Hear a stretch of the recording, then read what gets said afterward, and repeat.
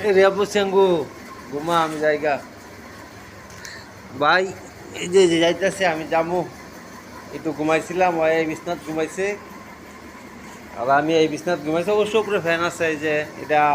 পাকঘর এই পাকঘর একটু পরে পাকঘরের পরিস্থিতি অন্যরকম হয়ে যাব এখন কাজ আপাতত বন্ধ তো যার কারণে একটু ঘুমাইলাম তো এখন বাইরে আমি উপরে যাই উপরে আমাদের যে ইয়েটা ওই জায়গায় যা গোসল টোসল করবো গোসল টোসল করে পরে বাইরে তা বড় কথা হয়েছে ভাই হ্যাঁ কী কমু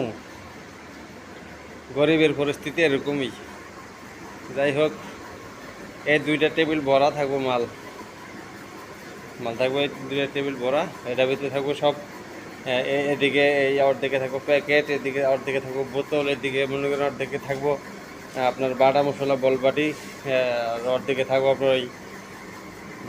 এই এমনি পুরো টেবিল ভরাই মাল থাকবো মাঝে মাঝে গান টান শুনি এটা বক্স দিয়া একটু পাগল মানুষ দয়ালের দুটা গান শুনি ঠিক আছে গান টান শুনি বুঝছেন ঢাকা এলে আমি এই জায়গায় কাজ করি আর আমি তো দেখাইছি আমি কোন জায়গায় থাকি খাই ঘুমাই এটা দেখাইছি আজকে না আইছিলাম ওই যে কাঁচা মালটা আইসে বস্তা দেওয়া যায়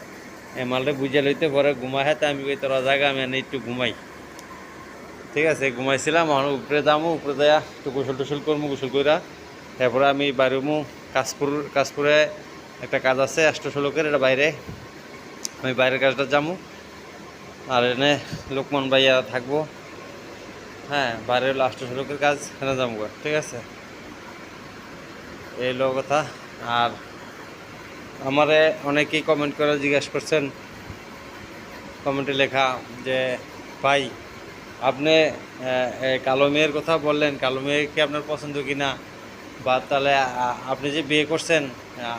আপনার স্ত্রী কি কালো না সুন্দর ঠিক আছে না ভাই আমার স্ত্রী কালো আমার স্ত্রী কালো তবে কালো আমার স্ত্রী কালো কারণে আমি বুঝছি এবং কালো মানুষের মন যে কীরকম আমার স্ত্রী কালো দেখেই তো আমি বুঝছি আর সেই মানে